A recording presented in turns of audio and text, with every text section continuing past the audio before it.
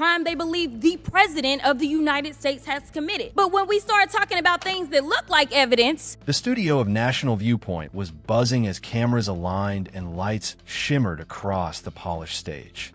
The audience whispered among themselves, unaware that they were minutes away from watching the most unsettling broadcast the show had ever aired.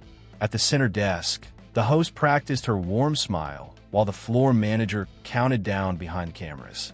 Just off stage, Barron Trump stood rigid, as if bracing himself for a storm only he could see coming. Interviews made him uneasy, crowds made him tense, and sharing space with people who often criticized his family made him outright uncomfortable. Yet tonight, he had no choice. He had been paired with Representative Jasmine Crockett, a woman known for her sharp dismantling of political falsehoods, many of them connected to his father's years in office. Jasmine sat with her usual composed posture, her presence calm, yet commanding. When Barron approached, she gave him a polite nod. Somehow the gesture landed like a challenge. Barron took his seat stiffly, his shoulders tight, his hands clasped too hard in his lap. The host opened with gentle questions. "Barron, people rarely hear from you. How has life been outside the spotlight?" His responses were short, quiet, normal enough.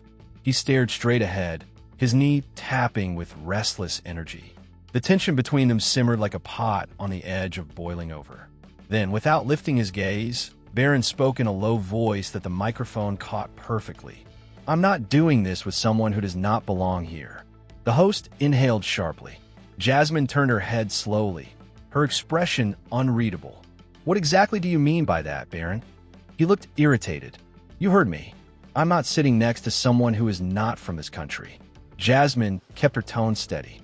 "So, your issue is my identity or the rumors you have heard about me?" Barron's jaw tightened. "If you want transparency, show your national documents." The audience murmured. The host raised her hand, but Jasmine placed her own hand gently forward, signaling she could handle it. "I've shared my documents many times," she said, her voice calm. "Your demand is not about truth. It is about something else." Barron scoffed. "Then show your DNA results. Anyone can fake papers." The room reacted with a collective gasp. Jasmine inhaled slowly, her eyes narrowing with a controlled clarity. "You want DNA results?" she said. "I have done that before to shut down lies.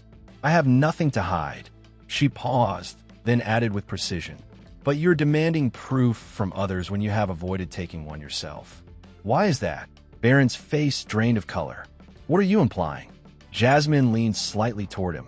"There have been long-running whispers that you privately questioned your own lineage, that you once asked your father for a DNA test." The silence in the studio became almost physical. Barron looked stunned, as if she had peeled back something he fought to keep buried. That is not supposed to be public," he stammered. "If you want honesty from others," she said quietly, "begin with yourself." His composure collapsed. His hands trembled as he pulled out his phone. The host rose halfway from her seat. "Barron, we do not need to do this live. We are doing it now," he said, his voice breaking. The call connected. Former President Trump answered quickly. Barron spoke softly, but the mic caught every word. "Dad, will you take a DNA test with me?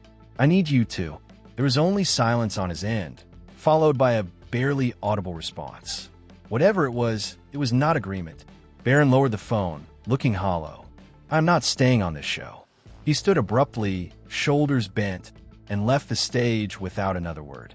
The studio was frozen in silence. No applause, no chatter, only shock.